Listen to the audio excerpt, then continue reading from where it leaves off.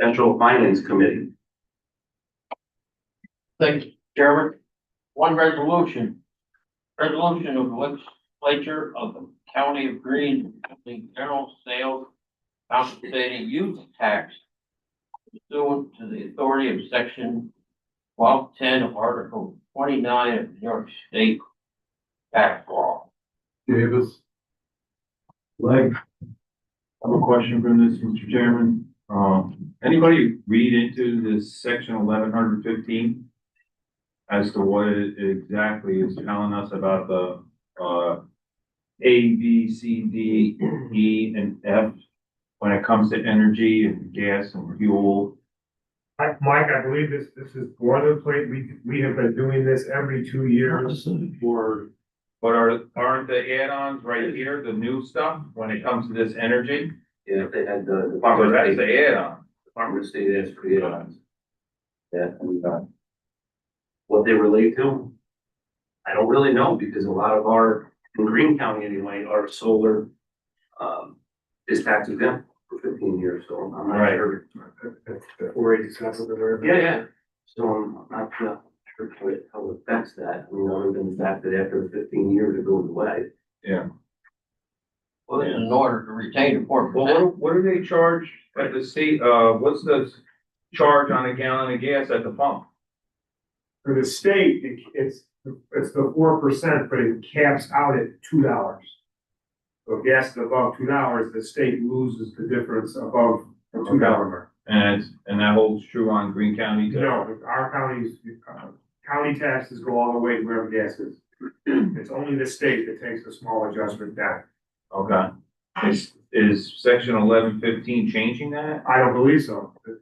This is just our annual because by statute, sales tax is 3% of the localities. Years ago, it was increased by the 1%. It's not anything new. For some reason, the legislature requires an every 2-year renewal, and we do the same thing with the mortgage tax as well, every 2 years. The legislature wants control, and Yeah, we've asked multiple times for that. we've asked for 3 years, 4 years, 5 years. Sure. So do we have the authority to pass that tax on the gas? I would imagine. I would imagine so, yes. You could. I would believe it would need to, pass the resolution and notify tax and finance. Typically, they would require a 90-day notification fee to make the implementation. And I just, Ed reviewed this too. I just not very trusting of the state and all of its wisdom to give us anything to backhand. I will, Way that will. Let me try to get some expanded information for full board. Oh, I know, that's gonna be tonight. Right, so, well, we'll still get the information. All right, thank you. Thank you, Charlie. Really, the request is for that extra 1% for us to do it. I'm not sure why the state requested the solar stuff we put into it, because I'm not sure why it would matter. Sales tax, is sales tax. Right.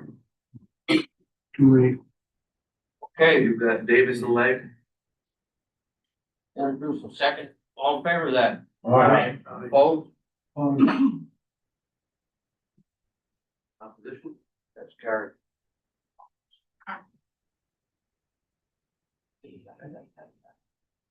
Passed. Yes, it has.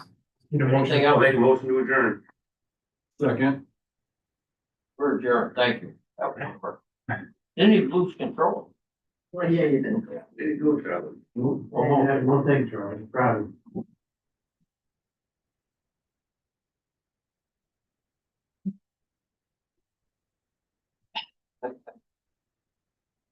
Yeah, special legislature meeting will be next.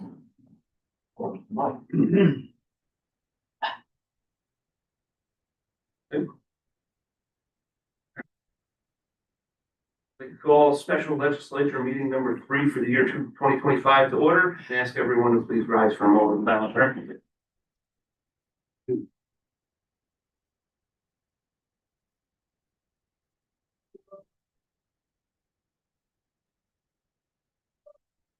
And you, if you join me on pledge of allegiance. Pledge of allegiance to the flag United States of America, and to the republic for which it stands, one nation, under God, indivisible, liberty, and justice for all.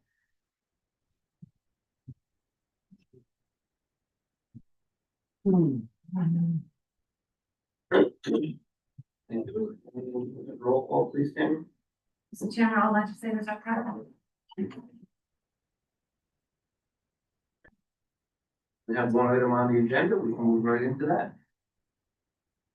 Resolution number 276-25, resolution of the legislature of the county of Greene imposing general sales and compensating use taxes pursuant to the authority of section 1210 of Article 29 of the New York State Tax Act. Motion made by legislator Davis, second by legislator Lang. All in favor? Aye. Oh, this is roll call, yeah. My apologies. Roll call. Legislator Thornton, Yes. legislator Tru, Yes. legislator Buich, Aye. legislator Davis, Aye. legislator Handle. Aye. Legislator Hobart, Yes. legislator Lanudo, Opposed. legislator Lang, Aye. legislator Lennon, Yeah. legislator Lucas, Aye. legislator Rivera, Yes.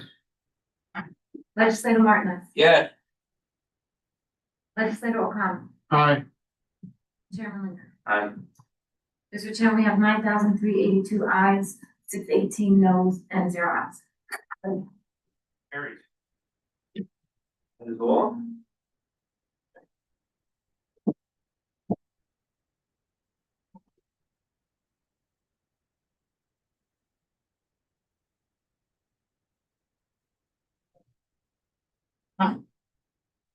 Right, is that is the only thing for that agenda, that, special meeting is adjourned. And he's ready, we'll move into health services, regular committee meetings.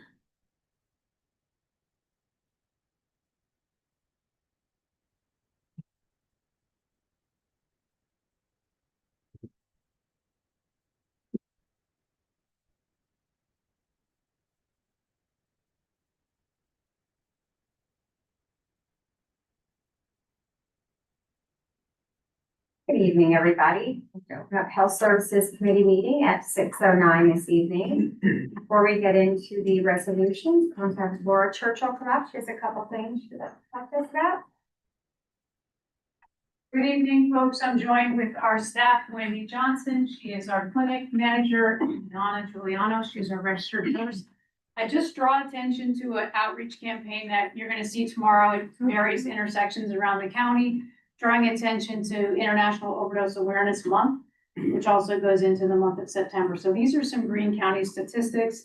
There are additional signs, but Donna says, did you know 25% of overdoses deaths in 2024 were people aged 50 to 59? And if you flip the sign over, got my little Vanna White here, thank you. Contact us for the free Narcan. And then Wendy's sign, Narcan is not a controlled substance, it is legal to carry.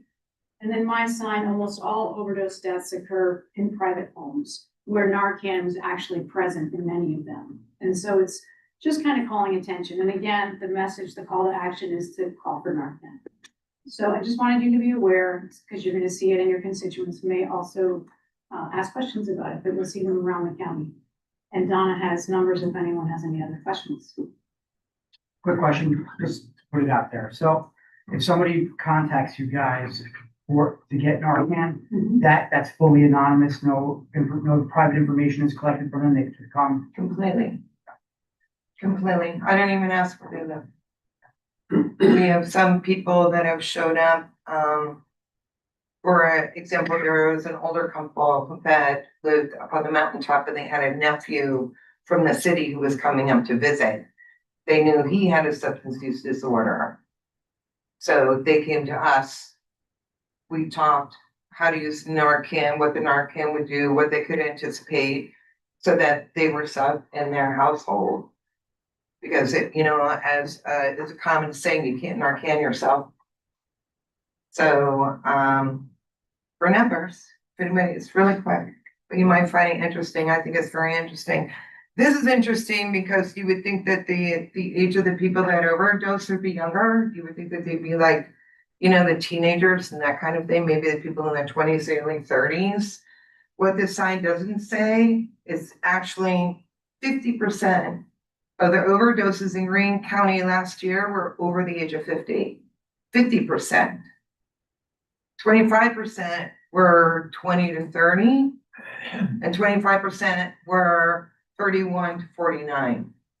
So 50% of the people overdosing in Greene County are over the age of 50.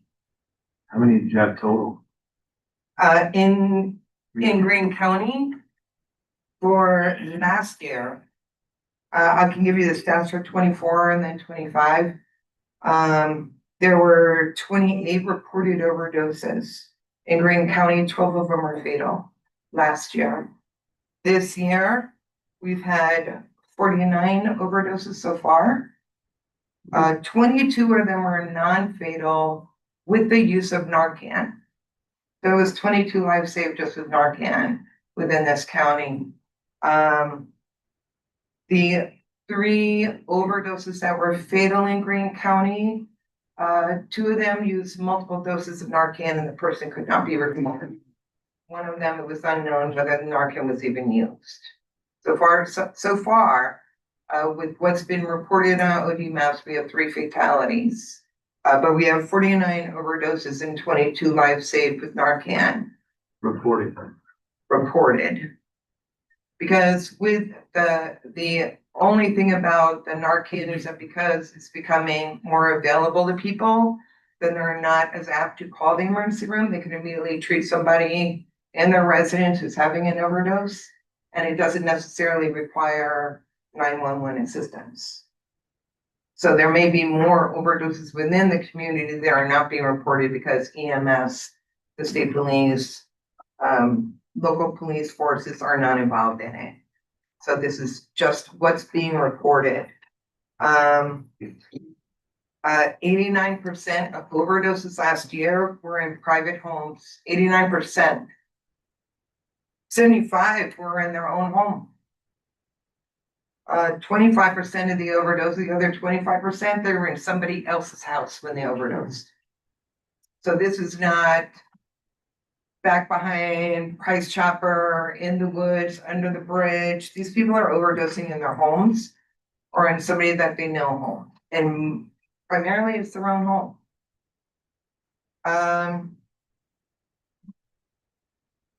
That as far as the overdoses go, last year Athens had 1 reported.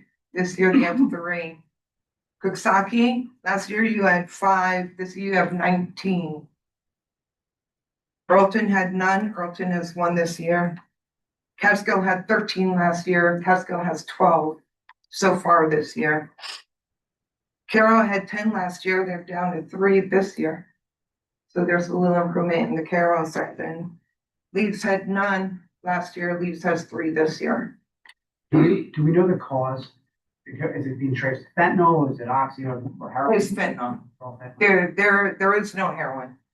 There is no heroin. People that don't want to use fentanyl, you can't really find the heroin, and the fentanyl is cheaper. And the fentanyl is being placed in other things where people may think that they're buying a Xanax bar from a buddy, and what these people are doing are they pressing fentanyl into a mold and making it look like it's Xanax.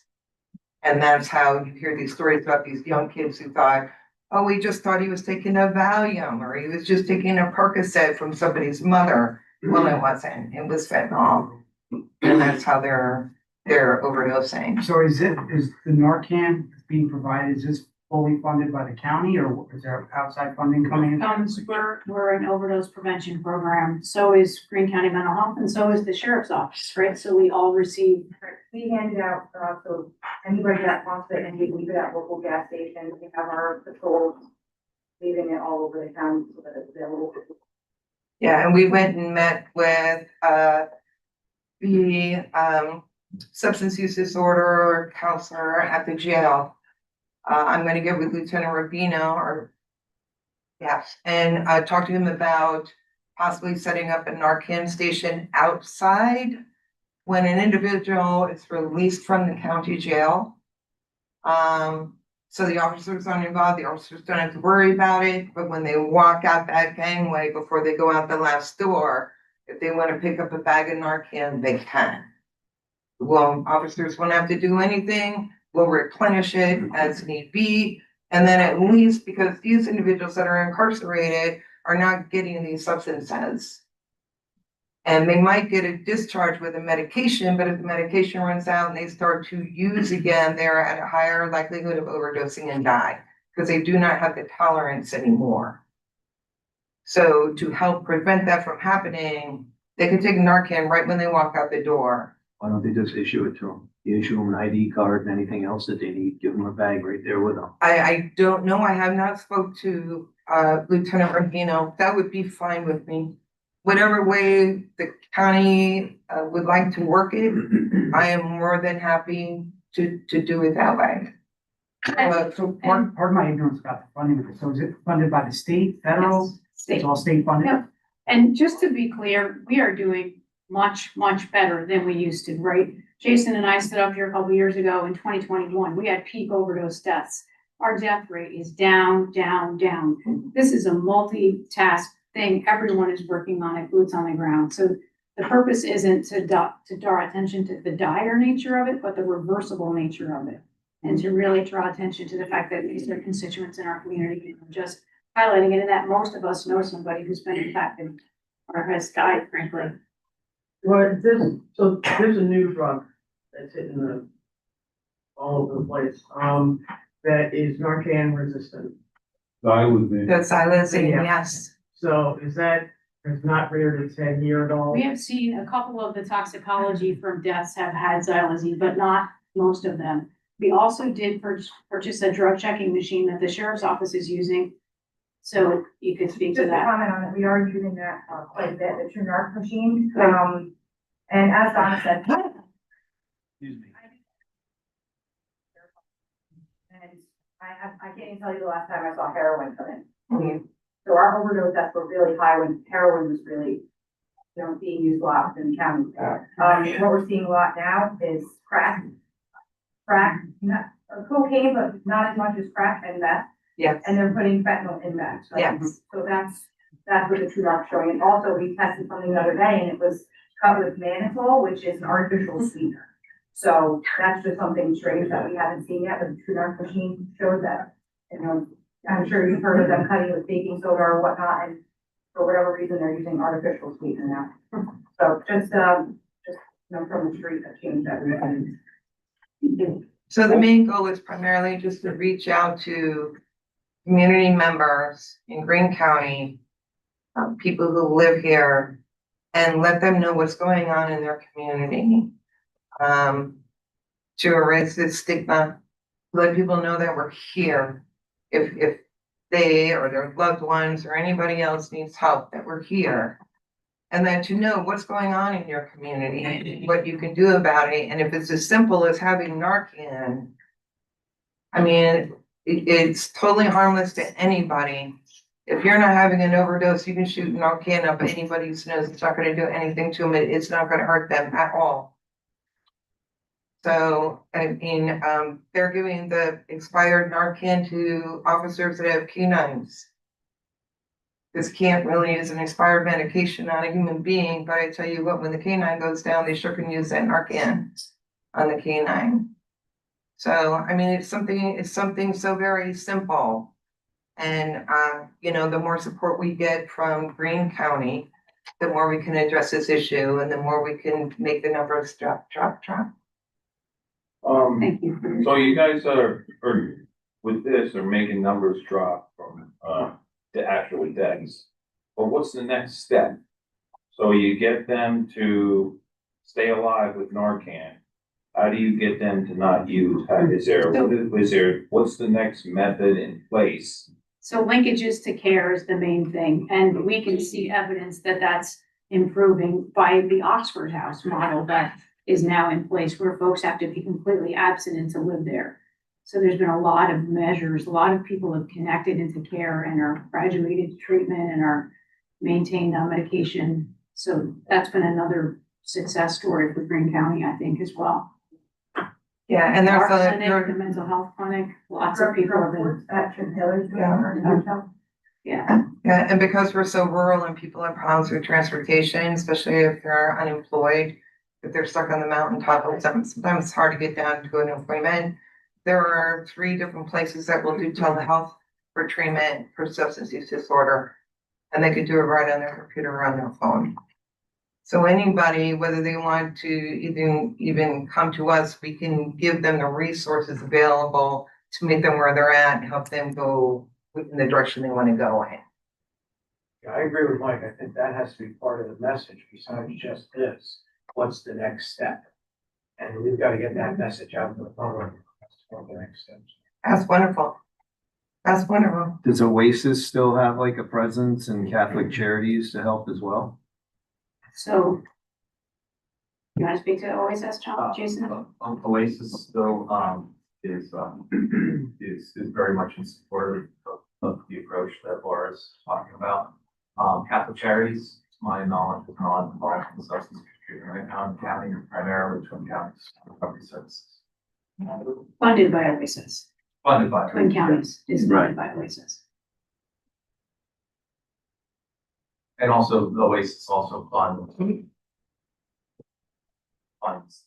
mental health associations, youth clubhouse as well. Thanks for your time, folks. We really didn't take up so much time, but we appreciate you listening. Thank you.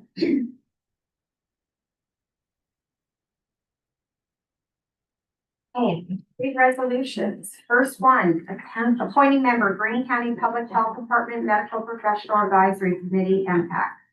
Drew Davis, all in favor? Aye. Opposed? That's carried. Budget amendment, Greene County Mental Health State Office of Addiction Services. Handle, Lenito, and True, all in favor? Aye. Opposed? That's carried. Next resolution, budget amendment, Greene County Mental Health, New York State Office of Mental Health. O'Connell, Handle, all in favor? Aye. Opposed? That's carried. Is there anything else to come before Health Services this evening? Motion to close. Motion to adjourn? Second. Second, we are adjourned. Thank you.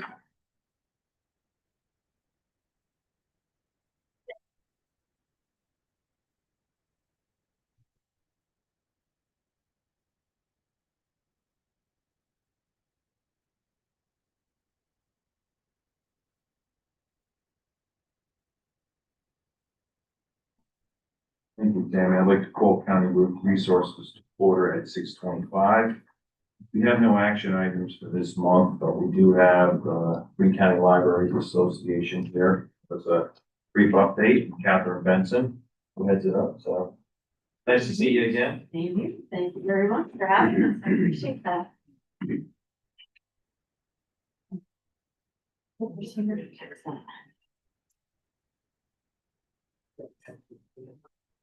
As I said, thank you very much for inviting us back, Ken. I appreciate this, and thank you to you, Debbie, for making sure I stay on track. Thank you. She has a habit of doing that. She's good. She's good. To introduce myself, I'm Catherine Benson. I'm the director of the Coxsackie Library, Hermance Memorial Library.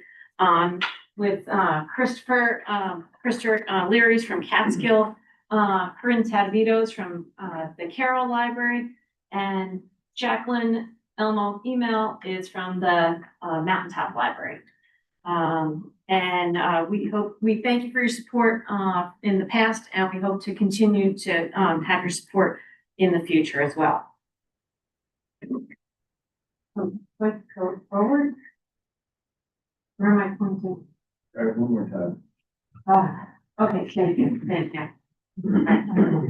So libraries are essential community anchors, places where equity meets opportunity, and we provide free and open access to knowledge, technology, and human connection. From toddlers to seniors, newcomers to long residents, we serve everyone, regardless of age, income, or background. By investing in libraries, we invest in the education, inclusion, civic vitality, sorry.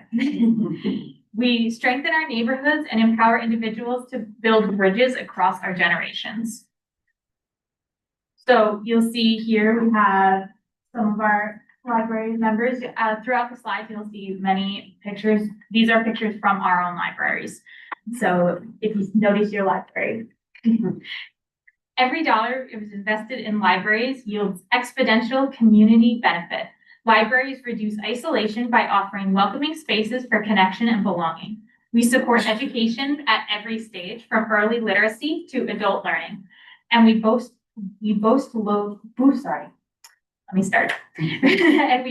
local economies by providing job resources, digital access, and we support small businesses.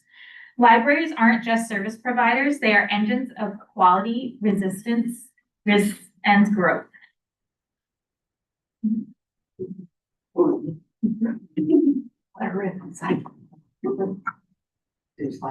slide, sorry, there we go. There we go, fun slide. All right, return on investment. Every dollar invested yields exponential community benefit. Libraries reduce isolation, support education, and boost local economies. Our program attendance has greatly increased, as has our usage of digital resources such as ebooks and audiobooks. And it turns out that 1/3 of our patrons might never even set foot into the buildings of our libraries because they solely use digital resources. In addition to this, we also find ourselves answering a lot more reference questions. So people call up, ask us for information, ask us to guide them to other resources in the community. So they've come to really depend on us. So we try to our best ability to answer every day what we can, because I think our communities trust us and think they can find good answers. Next. Greene County resident support request. So some areas within Greene County fall outside of the boundaries of chartered library districts, and we categorize them as unserved zones, so they don't have a designated library. Despite this, these individuals regularly do rely on the services of our 8 member libraries and our 1 branch library. So they are free to borrow materials, they can attend all our programs, they use our computers, and can access any service and seek assistance from our staff at no cost to them or their town. This funding request will help offset the cost of serving all Greene County residents, regardless of geography or their school district affiliation. It is a modest but vital investment in countywide equity, ensuring that access to essential library services is not determined by where somebody lives in our county.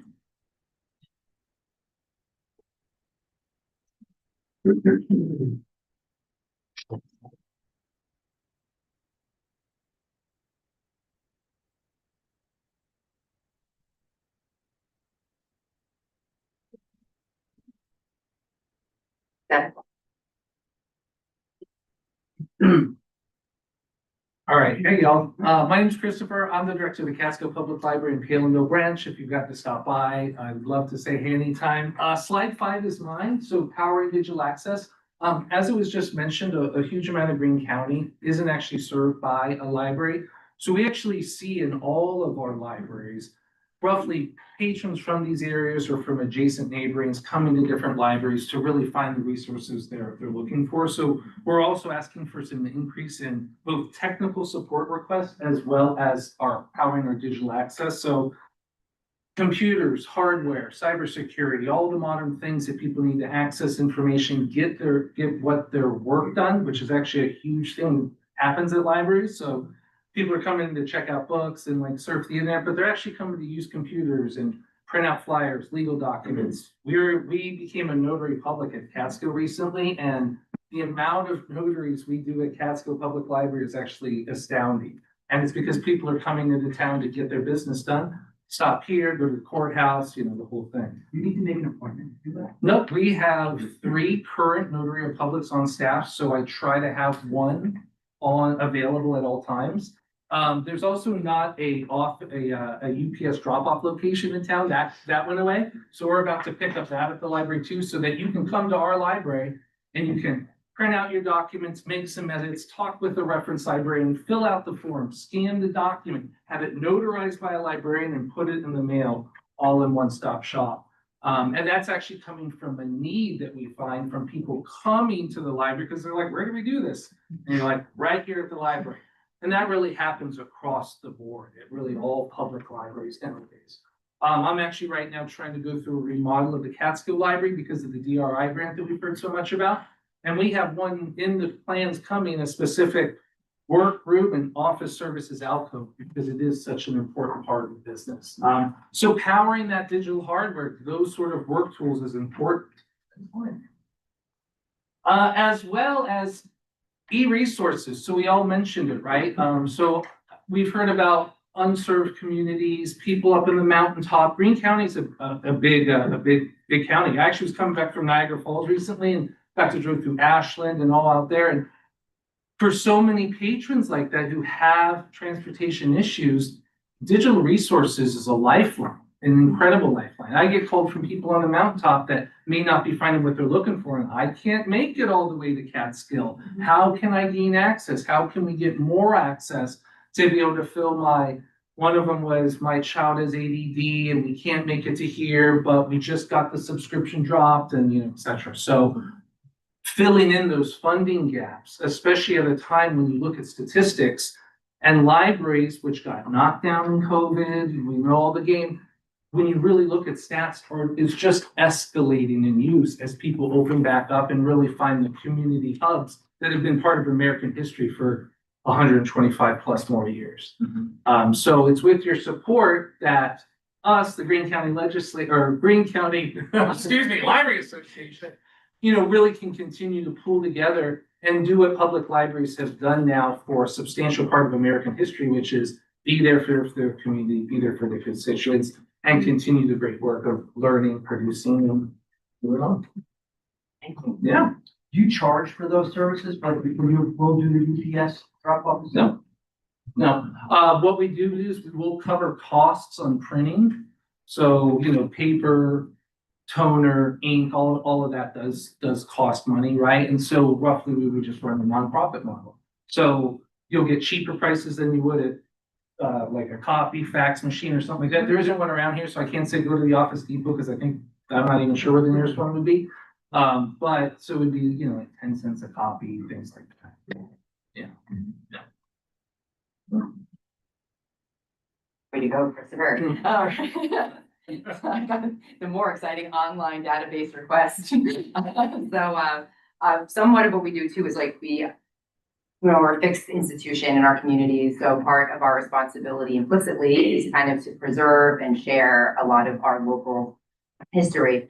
So as a libraries association, we buy into something called Hudson River Valley Heritage and nyheritage.org. Both are free databases to access, which is already kind of atypical for something this extensive.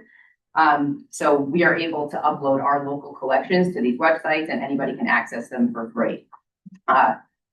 So we, in addition to this, we also offer languages or a learn a language database for transparent language. And we also have a job and career opportunity, resume development, that kind of thing, and homework help.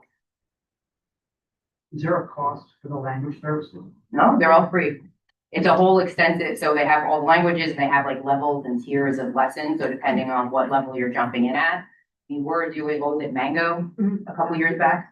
And then they upgraded to transparent. It's just a little more comprehensive, it's structured, and people use it like they can use it in a, like a curriculum, almost like they're going to school. Yeah, it's totally free. They can access So I it. don't have to pay for Rosetta Stone, I can just. Not anymore, this is a No. ripoff. Let us pay for it. Yeah, let us pay for it, the language. And we're excited because next year we're doing countywide the 250th American Revolution. There's like a lot of buzz about that. So we're pumping up, adding things to this database so people can understand how the role our region played at that time. So it's an exciting time to do more archiving and all that too. Yeah, and that's why I might just throw in there, for next year is the 125th birthday of the Catskill Public Library. It's also the 250th anniversary of the United States. And so we're planning some things too. And we're going to be using the New York Heritage Collection, which you all fund. And we're going to be creating walking tours of Catskill that teaches the history of the town through the cemetery, as well as the businesses on Main Street that have been here throughout, so that we can basically create walkable history tours in Catskill. And this affords the archiving, the literal database-like structures that we can store all of that information. We're getting Jonathan Palmer to narrate everything. And that way we can actually make that accessible to all Greene County residents at all time. And it can really be preserved forever in New York Heritage. How are you promoting that? Like, how is the general public gonna be aware of that? Of that one? Well, sure, any of it, like, is that being put out on social media or anywhere? Like, this is the first I'm hearing about it. Well, what I'm talking about right now hasn't been put out Yeah, to the we're working public, on it. so I'm Stay working tuned. on it, yeah. But Cultivate Catskill, I'm sure will let everyone know once we're done. I was going to ask if you've been working with Jonathan Palmer, maybe that would be good to, maybe we form a commission of the 250th. I'm on it. Yeah. So what we're doing with Catskill, what we're doing first is a walking cemetery tour of Catskill, the village cemetery. And we're getting QR codes installed so that people can walk through. They're gonna scan a QR code and it's gonna play a Jonathan narrated video about the Something Brothers and the steamboats of Catskill back in the day. Thomas Cole, I'm gonna have like 12 of them. So yes, 100%. And what New York Heritage does is it just allows us to upload these videos that we're creating that Jonathan's narrating. And then that way, people can access Jonathan Taylor more than just once every month or two when he does something. And now we can really start to put things on and, even create history tourism, let's say. So every library in Greene County has local history books along with, unfortunately, I know probably from Sherry, you found out that the Carroll Library lost over 3,000 books. Our local history collection now has to be an in-house collection due to the mold that was taken over the library, and it did take over our local history collection. So it is put away in a different room where people can still access it, but they can't take it out of that room. So this website also, this allows us to put those resources back into the hands of the community so that they can take them and take them home with them. I saw there on a previous slide about how the ebooks and it's increased cost over just the paperback. Yeah. So do you charge a higher fee for using that? We don't charge any You fee. don't charge like, No. take books out or No. none of that? Do you think something like that you might have to do with the electronic side of things? To charge, it's been pretty much a hallmark concept of the public libraries throughout United States history that it's free for all, that there really is never a charge related to it. So, I would be interested in roughly finding out other ways to supplement library budgets, maybe with some private funding, some other things like that, to do that without charging the use customer. The UPS service, that's what I was asking about, like. Yeah. Charging for providing that service. Right. Partnering with UPS as a drop location or. Yeah, well, I was hoping to earn some revenue off it, and I learned that UPS isn't great at revenue sharing, so that's why I didn't rush into it, because I was like, oh, this would be a great little revenue stream for the library, and it wasn't as much as I really thought, so I was gonna do some other alternatives. We offer free appointment-based tech help at our building too. And a lot of times, okay, is it gonna cost a lot, or can I pay you off, or can you put it on my library bill? But there's nothing like that. Like, we just want people to have access, and we know that it's cumbersome or sometimes impossible to get down the mountain. And also the service is costly. People can't afford to drop $500 on a whim. So for us, we're not the geek squad, but we're close. We're kind of the dork squad. We get a little done and do a couple things. And overdue fines too. I would also People say- coming in, feeling bad about returning a book that's overdue. Yeah. So we're like, just come, return it and pass it on to the next, but not 100-year-old, you hear those ones in the newspapers, oh yeah, we returned this 100-year-old. It's already been deleted. We don't want that book back, so. So lived and died twice. Yeah. That's you. Those words. So you might have seen a lot of our faces quite recently at Youth Fair. I know we've seen a lot of you guys. So, when Christopher and I came last year before that, we had a conversation quite early on about how we wanted to increase our outreach into the community, and that a lot of people didn't even know that these resources existed. So we've been working really hard in the last year to make sure that we are getting out into the communities. So libraries thrive when the communities know, support, and celebrate them. This request of funding upcoming will outreach initiatives designed to strengthen our visibility, foster our collaboration, and promote literacy across Greene County. Our planned projects include the continuation of the mobile libraries to senior residents who cannot come to the library to borrow physical materials, a county-wide library map and brochure featuring the contact information for all of the member libraries, encouraging cross-community awareness and support. A passport and stamp program at each library to commemorate the 250th anniversary that we were just talking about, and continued participation in the Greene County Youth Fair, where we will continue to offer an on-site library card sign-up, a promotion of our summer reading programs and other library events, and engaging activities for children and families. These efforts are more than promotional because they are invitations to connect to our neighbors, and they build bridges between the libraries and residents, spark curiosity, and reinforce the role of libraries as vibrant and welcoming spaces for all.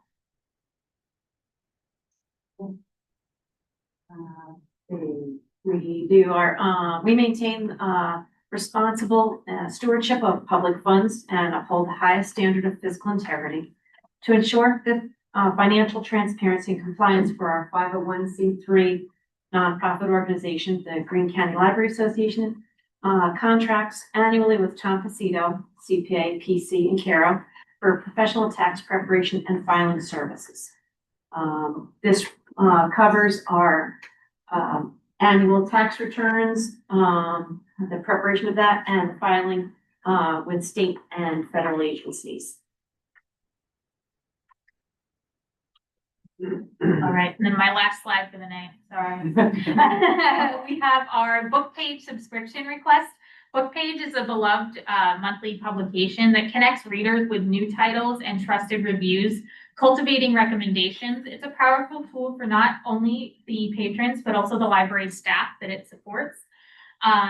We see readers advisory services, it services collection development decisions, and it encourages patron engagement. Each month, about 100 copies are distributed across all of the Greene County libraries. And this request ensures the continued access to this resource, which helps spark conversations, guides reading choices, and deepens the community's connection to the library collections. We graciously urge the Greene County Legislature to support these funding requests. Your $43,566 investment ensures that libraries remain vibrant, equitable, and responsive to the needs of every Greene County resident.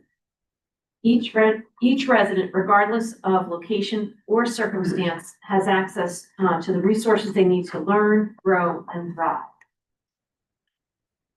And together we can sustain access, we can inspire learning, and we strengthen community connections, one library at a time. Thank you for your time and consideration. Are there any questions? Do you guys take book donations or DVD donations, things like that? We do, but it depends for space. My library does not have a lot of extra shelf space. We don't have a book sale. We have one shelf that's got like 4 individual shelves on it, and we take like a bag full from people. And if it's something that can sell, that goes to the Friends of the Library. So we collect the money, but it goes to the Friends and they support our programming. But as So far as. Each library has a different When handling. the mold, so before, when I first got there, we were not accepting donations. We did start accepting donations as soon as we realized that there was 3,000 books that we had to throw away. And quite quickly, the community responded, and we've been able to put, just today, I picked up 170 boxes of books from Spencertown Art Academy. So we had 3 truckloads of books, and we had to carry them all down the stairs because the elevator broke this morning. So, but we do accept, the community really poured into our library, and we were able to replace about half of the amount of books that we lost. So if someone brought books to, say, the Catskill location, you then redistribute them to the other branches that were in need? We have brought, Yeah, sent over books. I would say unofficially, right, because we're the library association, but each of our libraries is roughly independent, so it's really kind of more informalized, but like my youth librarian talks with her. We have two branches and two book sales, so we take in a lot of donations, and then we like push a lot of it out to Palinville, because they have a thriving like children's book sale that goes on, so we like push out the children's books there, and we sell a lot of DVDs actually too, so we take a lot of DVD donations and sell that. If somebody were to make a donation, how would they go about doing it? To show up with items, or? At Catskill, yeah, you can just show up at Catskill. Is there anything that you guys are particularly in need of, like this types of genres or kids' books or anything you're looking for? What I would say in Catskill is that, and probably may hold true for a lot, well, at Catskill, there's limited shelf space, so reading books is very common, right? Like we'll obviously keep the classics, have a few, but we're constantly buying new books and getting rid of those. So a lot of our donations end up really book sale, filling holes if necessary, reaching out to colleagues, and then, you know, maybe some like remainder book sales or book at bulk or something like that. But because smaller libraries don't have huge archives like maybe they used to, we are part of a 66-member library system called the Mid-Hudson Library System, and we courier books in between it. So if we don't have it, another library in the system does, and in a way we look at all 66 libraries as a collection. So we also will go and check and see, oh, the library right down the street's got that book. Let me throw them the stat. I'm gonna borrow the book from them, and then our library system couriers it. So, you know, like we actually have apps for our phone now, so you can download the Mid-Hudson Library app. You can enter in your library card and PIN. And so like what I've been doing lately is like, I'll turn on my Vizio TV and it's like the newest movies at the top, and they try to like sell you it for $19.99 or rent it for $7.99. I'll just go find the DVD, order it, and then it gets delivered to Catskill like 2 days later, and I watch it and then return it. So just like, so those are kind of like the collection things. And then if with a lot of the donations, a lot of them tend to be really older books, so they may not inherently make in the deflection, but the library acts as a good steward to find the best place for those donations. Is there a liaison with the community college? So if somebody can't make it, you have like a spot where they can log on and go to a class, or? Sure. Informally, yeah. Yeah, anybody can use computers. Right. We even give them like a quiet space, quiet room. We all have Wi-Fi, so they find the quiet spot. We even have a laptop if people don't have the tech or something wrong with their device. We have one ready to go. If they need, we have actually people do like social services visits for fostering situations. We've had proxied exams, the like job interviews, all these things. Tutoring. Yeah, tutoring. Columbia Greene's also taught classes in our library. Yes. And we have Questar GED classes of ours in the mornings. Have you seen any drop in library usage for broadband with the expansion that we've done in the county? Where people are then just getting online themselves at home now? When did you do that? It's been in process for the last year. Within the last year? I can tell you our last 2 months have been over 1,000 people logging onto the Wi-Fi, which is more than has been. Yeah. All of our stats have been going up, but our stats really showed a real drop during COVID, so like we're sending back up to that point. But all I've seen is growth in our stats, yeah. Maybe not as much people using our computers and maybe using more of their computers. I see that as a trend. Mountain Top gets a lot of tourist traffic too, so people kind of just come to a hub and use the broadband too. So I think it's a bit of a sampling error, but it still kind of holds that it grows as tourism grows too on the hill. People kind of, they know they can access it from a library, so they'll go access that way. We have people coming in to use our Wi-Fi, and it just picks up not how long they used it, but picks up that they used it. So people come in just for a moment or two, connect to our Wi-Fi with our printers and stuff, print out their return labels for Amazon, and on their way. but other people may be on it for a job interview or, connecting something with their office, you know, so. Yeah, everyone's using for different reasons, so. Or they'll have big brothers watching. Don't even go there. Any other, questions? Thank you very much. We appreciate your you. support. Right. Yeah, thanks for inviting us again. Thank you. Anything else come before county resources? Just think we should get an update from Jonathan Palmer.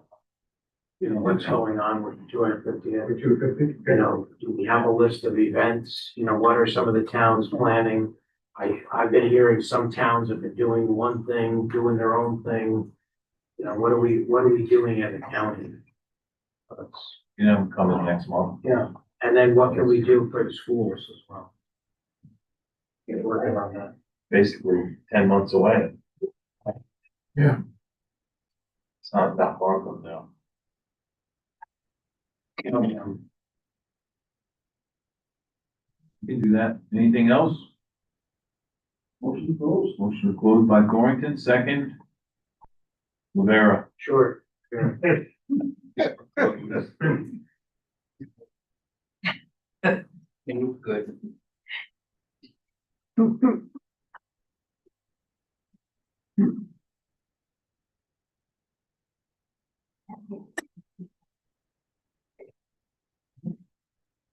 Well, I'm hearing it in school.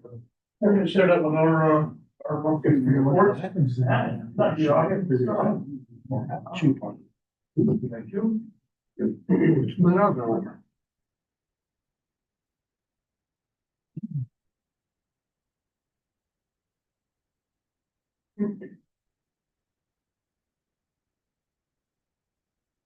Good evening. Quick numbers run. We have currently 221 criminal cases open. That's a person count, not a case count. Some people have more than one. So out of the 221, there's 113 felonies and 108 misdemeanors. Right now, we have 6 people on felony pretrial supervision. That's their only involvement with our department. Another 2 that are also have open conviction supervision cases, but also have another felony pretrial case as well. So while they had their probation case going, there was additional trouble, and there's also felony supervision there too, at the pretrial level. There are 3 active GPS bracelets right now. It's cost about $1,000 a month so far this year for the electronic monitoring, and that's exclusive of the stipend for the on-call officer. So when you factor that in, it's closer to $3,000 a month. The officer stipend is $480 a week. So it's a fairly significant amount of money, but compared to jail costs, It's cheaper than putting them in jail. probably a reduction, yeah. How many of those are pre-trial, Mr. Frizzy? The ones that are pending? All of those right now Oh. are pre-trial, so those 3.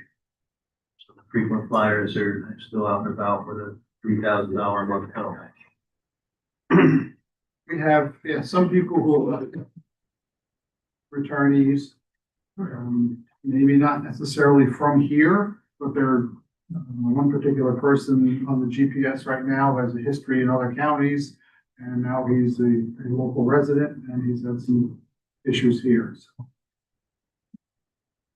there's still that returnee factor, correct? So we have 14 open warrants, 9 of which are felonies and 5 misdemeanors, and 35 active investigations for the criminal courts.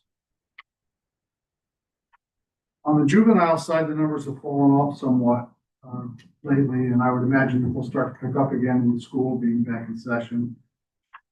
Right now, we only have 7 people at an intake level for the juvenile, all of which are juvenile delinquents, and 6 of those are misdemeanors, and 1 is a felony assault. But we have 10 in a predispositional, so that means that their intake level attempt to divert the case has not worked out for whatever reason, and it got passed on to family court, and a petition was filed, but they have not yet been adjudicated. And of those 10, there are 6 juvenile delinquents and 4 persons in need of supervision. And we only have 6 actual juvenile supervision matters right now, although there are a total of 10 cases. Because one individual is a transfer from Florida that came with 4 cases, and another is a transfer from one of the other counties, and he had 2 cases. So 6 people add up to 10. And that, calculated, that's 23 juveniles altogether. Numbers. And right now it's being handled by 2 people splitting it. The rest of the staff splits criminal work. And there's about 4 or 5 people who are assigned to the GPS caseload and they rotate as an on-call. Alan, do you have the figures on the recidivism that occurs with people you, see? I don't have it right now. Do you keep track of that, or? The state runs reports like that, and I can get it from the Division of Criminal Justice Services. Oh, the so State it's at the Office of state level. Probation. Yeah, we don't track that stuff on our own. Yeah.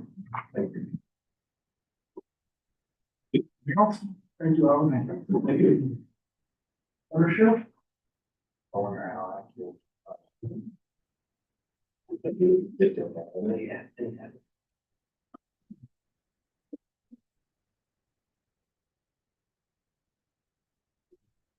Good evening, everybody. I'm here for the sheriff, who is awaiting his grandson being born. Should be here any time now. So this past month, we had 50 civil attempts, 94 civil papers served. We issued 311 traffic tickets, investigated 21 traffic accidents, made 69 arrests, 5 of those were DWI arrests, handled 725 calls for service, made 831 traffic stops. On August 1st, the starting jail population was 40, and as of August 31st, it was 42. The high for the month was 46. Correction officers did 35 transports, traveling a total of 1,024 miles, which was 63 hours, and they moved 44 inmates. We have 3 state-ready inmates in our custody.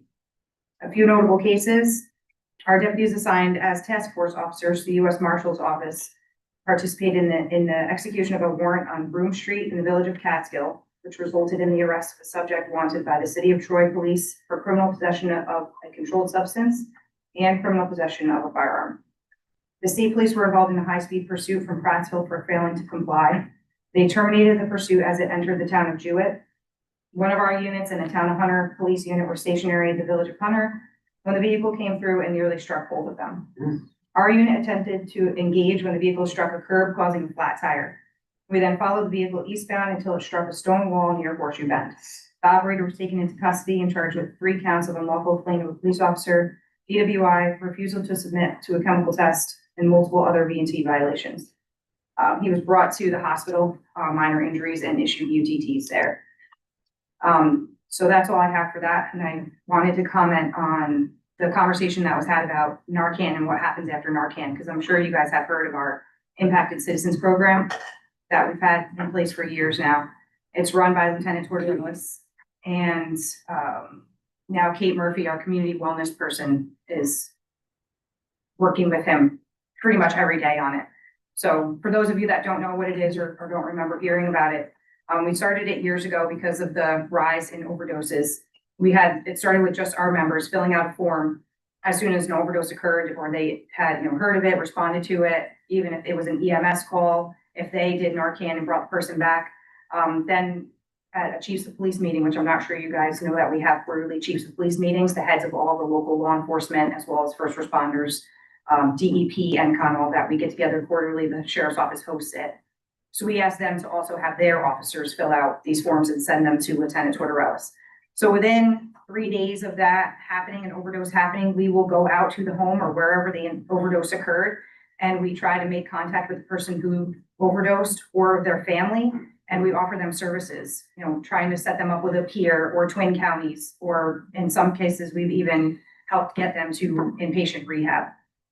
So Kate Murphy and George have been wonderful with providing assistance to people who have overdose, even getting them, phones if they needed them, getting them rides to take care of open UTTs, anything to help them move on, to get past this thing that was holding them down so that to try to get them out of this cycle. So just wanted to give you a little bit of, insight into what the sheriff's office does beyond just Narcanning somebody. And for those of you who haven't Narcan someone, I'm sure Sean can comment on this. It's definitely affecting the data that's collected, because when you Narcan someone, within minutes, they're back to their normal self. There's like pretty much no instance where somebody, if law enforcement or EMS is called, is going to report this overdose to anyone. So I feel like the numbers are definitely skewed, and it's pretty much impossible for us to collect accurate data as far as how many overdoses are occurring because of the open use of Narcan, which is what it is, and it's fine, it's saving people's lives, but the data as far as overdoses is going to be skewed pretty much forever now. So yeah, that's all I have. Does anybody have any questions? Thank you. Thank you.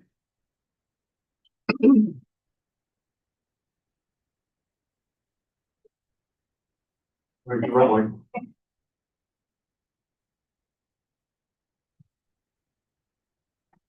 Good evening, everybody.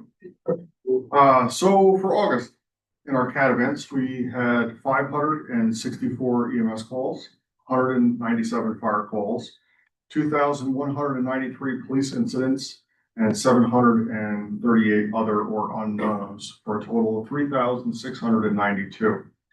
Our inbound phone traffic for August, we had 3,740 911 admin and admin emergency calls.